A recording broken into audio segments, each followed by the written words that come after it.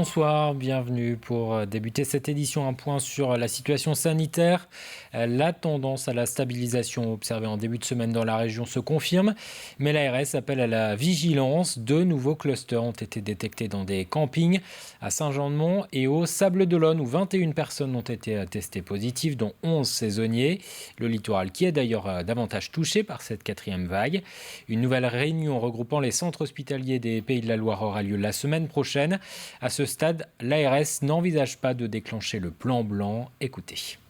Pour l'instant, notamment en matière de réanimation, on est aussi sur un plateau, mais il faut rappeler qu'il y a aussi les autres patients et toutes celles et tous ceux qui ont aussi besoin de soins, soit qui ont eu leurs soins et leurs réponses déportées, soit qui aujourd'hui continuent à frapper à la porte de nos établissements de santé. Et on voit quand même une activité Covid ou non Covid en service d'urgence, en hospitalisation conventionnelle extrêmement soutenue. Voilà pourquoi nous restons attentifs à ces éléments-là. Mais en tout cas, aujourd'hui, nous ne déprogrammons pas l'activité hospitalière. Nous la maintenons pour répondre à la fois aux patients Covid comme aux non-Covid. Et au lendemain de la validation par le Conseil constitutionnel de l'essentiel des nouvelles mesures anti-Covid, la loi a été promulguée ce vendredi matin. Le pass sanitaire sera donc exigé à compter de la semaine prochaine pour entrer dans un bar ou un restaurant, mais aussi pour une visite ou un rendez-vous à l'hôpital, sauf en cas d'urgence. Une mesure qui s'appliquera également au personnel de ces établissements de santé. En attendant le 15 septembre, date à laquelle la vaccination obligatoire leur sera imposée. Pour la CFDT Santé Sociaux, cette mesure suscite de nombreuses interrogations. On a un manque de personnel évident, avec des fermetures de lits. En plus, on est en pleine saison estivale. Et comment on va pouvoir dire aux agents ou aux salariés « tu ne viens plus travailler parce que tu n'es pas vacciné », mais on a quand même des postes vacants. Donc qui va rester à travailler dans nos services ? Pour l'instant, il n'y a plus de possibilité de licenciement. La question à poser, c'est pour les gens qui refuseraient et qui se retrouveraient en suspension de contrat de travail. Il faut quand même que ces gens puissent avoir de quoi vivre. Et la question qui se pose, c'est leur possibilité de travailler et d'avoir des revenus autrement que par le travail qui serait suspendu. Une crise sanitaire qui continue à avoir des conséquences sur l'économie. Le secteur aéronautique, par exemple, a pâti de la chute du trafic aérien. Résultat, des commandes en baisse pour les avionneurs et pour les sous-traitants comme JC Bouygues, l'entreprise vendéenne, travaille pour Airbus et pour les équipementiers Thales ou Safran. Pour rebondir, elle a fait appel au plan de relance et se projette déjà dans l'après-crise. Grégoire de Châtillon. Une aide dont le montant n'a pas souhaité être dévoilé. Il n'empêche qu'en compagnie des élus du territoire, le sous-préfet de l'arrondissement de Fontenay-le-Comte vient d'officialiser son soutien à l'entreprise JC Bouygues. L'entreprise située à Saint-Hilaire-de-Voust, spécialisée dans la mécanique et l'usinage de pièces de précision pour l'aéronautique civile et militaire, devient lauréate de l'appel à projet appelé « Soutien aux investissements de modernisation de la filière aéronautique ». Cet appel à projet modernisation du secteur aéronautique s'inscrit dans le cadre du plan France Relance qui mobilise 100 milliards d'euros, dont 35 milliards sont destinés à développer le soutien, la modernisation de l'industrie. Parmi les nombreux secteurs visés, on a en particulier celui de l'aéronautique qui a été particulièrement impacté dans le cadre de la crise Covid et de ses conséquences économiques. La chute du trafic aérien a eu un impact direct sur l'entreprise. 30% de baisse du chiffre d'affaires en 2020. Cette subvention va lui permettre d'être à la fois plus forte face à la crise et en même temps de l'accompagner dans ses projets de développement. C'est un sous-ensemble qui est monté sur le train d'atterrissage du programme A320. Cette aide nous permet d'investir probablement un peu plus tôt que ce qu'on aurait fait pendant cette phase de crise. Ça nous permet aussi de renforcer nos positions auprès de nos clients historiques et nouveaux clients. Donc là, on est dans la partie tournage, fraisage. L'entreprise JC Bouygues prévoit par ailleurs d'agrandir ses locaux, de créer sur place une école de formation et de recruter 30 personnes par an. Nouveau week-end de chassés-croisés sur les routes. Le trafic s'annonce très difficile. Dans le sens des départs, Bison Futé a hissé le drapeau rouge pour ce samedi. Ce sera orange dans le sens des retours. Il est conseillé d'éviter les grands axes et les grandes agglomérations entre 10h et 18h. Et sur la route des vacances, justement, pas question d'oublier l'environnement. Jusqu'à la fin de l'été, des actions de sensibilisation sont menées sur l'aire d'autoroute des Herbiers pour informer les automobilistes sur les conséquences de leur comportement. Sachez par exemple qu'un véhicule trop chargé ou que l'utilisation de la climatisation entraîne une surconsommation de carburant. Ça leur permet d'apprendre certaines choses également.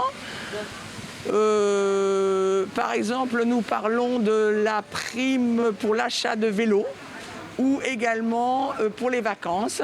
Pourquoi ne pas adopter le covoiturage ? C'est un moyen économique et très écologique parce que bien sûr cela réduira l'émission de CO2. C'est important de sensibiliser nos clients, nous-mêmes aussi, sur l'écologie, sur l'effet de serre, sur plein de choses. Après, ça nous concerne tous.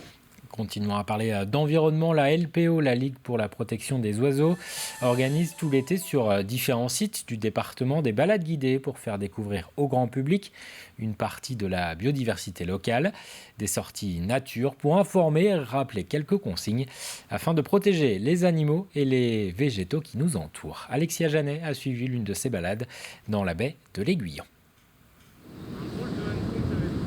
Manteau de pluie sur le dos et jumelles à la main, ces touristes sont bien décidés à découvrir la faune et la flore de la pointe de l'Aiguillon malgré la pluie. Ah, il y a plein de petits, on dirait c'est des gravelots. 3 heures à marcher à travers les dunes pour tenter d'observer quelques espèces d'oiseaux ou florales, comme ce groupe de bécasses ou encore cette famille de gravelots à collier interrompu, une espèce menacée par les touristes sur la plage l'été. J'ai pu aussi trouver, c'est une ponte de je sais plus quoi. Je ne sais plus comment ça s'appelle. Et là, j'ai trouvé des œufs de raie. Et je ne pensais pas qu'aujourd'hui, on puisse en voir autant. J'avoue que je suis agréablement surprise. J'ai levé tout le monde de bonne heure ce matin. C'est sans regret. Vraiment bien, le temps n'était pas avec nous, mais ça a été quand même hyper sympa. À travers cette balade, la Ligue pour la protection des oiseaux se donne pour mission de sensibiliser le grand public à la biodiversité locale. Sur la pointe de l'Aiguillon, je leur fais découvrir certaines espèces assez menacées comme le gravelot à collier interrompu. Leur parler aussi des laisses de mer, vraiment des thématiques assez différentes mais qui se rejoignent toujours donc pour protéger l'environnement au mieux. Donc c'est vraiment de la sensibilisation et de la découverte. Et avec les enjeux actuels de réchauffement climatique, dérèglement climatique et puis la fragilisation des espaces et des espèces, c'est quand même des sujets qu'il faut aborder. Car mieux connaître la nature, c'est aussi mieux la protéger. Cela implique d'adapter son comportement sur la plage, ce que l'animateur n'a pas manqué de rappeler durant cette sortie. Ouais, des gestes simples, c'est vraiment suivre les sentiers qui sont indiqués, ne pas passer par-dessus les ganivelles. C'est des espèces, les espèces floristiques sont quand même très très sensibles au piétinement. Et donc déjà suivre ce sentier, ne pas arracher les plantes, surtout là quand on est dans une réserve naturelle, c'est complètement interdit. Prendre le temps d'observer, de découvrir, promener son chien en laisse, il y a plein de petits gestes comme ça. Des balades comme celle-ci, la LPO en organise tout l'été sur l'ensemble du territoire vendéen. Enfin, pour terminer, rencontre avec un artisan qui a fait du recyclage son axe de création. Gildas Guillou travaille à partir de matériaux de récupération. Entre ses mains, des morceaux de chambre à air, de radeaux de survie ou de ceintures de sécurité se transforment en objets du quotidien. Il a installé son atelier à La Chaise-Giraud où il expose tous les vendredis soirs de l'été sur le marché de créateurs. Reportage Marie-Aimée Pleutre. Il y a 16 ans, Gildas Guillou a décidé de quitter son métier d'opticien pour se lancer dans la création de sacs. Mon projet de sac, c'était de partir sur le recyclage de matériaux. Et j'ai rencontré ce matériau que je connais depuis très longtemps, qui est le caoutchouc issu des chambres à air. C'est extrêmement résistant. C'est imperméable, c'est sans entretien. Alors l'idée pouvait paraître un peu saugrenue au départ, mais il s'avère qu'après 16 ans, mes sacs tiennent très très très longtemps. Donc on retrouve de la chambre à air, On retrouve de la ceinture de sécurité de voiture. On retrouve des chutes industrielles de maroquinerie pour avoir de la couleur ou de la texture. Sans formation de maroquinier ni de couturier, Gildas Guillou a toujours été attiré vers la création et la mode. Aujourd'hui, après des années de pratique, il est reconnu comme artisan d'art. L'objectif au départ, c'est quand même de donner naissance à ce que j'ai dessiné. Voilà, tout part du dessin. Tout part du dessin, un papier, un crayon, je dessine. Et après, ça devient du dessin technique. Et j'essaye de créer des formes un peu organiques, un peu bizarres, et très douces. Dans des magasins de vélos, chez des garagistes ou chez des particuliers, il récupère des matériaux un peu partout. Son objectif est de créer des sacs très solides, très durables et surtout esthétiques. Je suis très sensible à l'écologie, au respect de la planète depuis tout petit. Et je me suis dit, si tu te lances dans la fabrication de quelque chose, tu ne peux pas forcément acheter toutes tes matières. Il y a forcément des matières qui sont jetées et qu'on peut valoriser juste par le travail des mains. On n'achète pas des matières, on ne fait pas fabriquer des matières à tout va. On utilise ce qui existe à portée de main. Son atelier boutique est ouvert au public toute l'année. Différents modèles sont présents et certains peuvent se faire sur commande. C'est la fin de cette édition. Dans un instant, les prévisions météo. Le week-end sera encore mitigé avant le retour du soleil et de la chaleur la semaine prochaine. Très bonne soirée sur TV Vendée.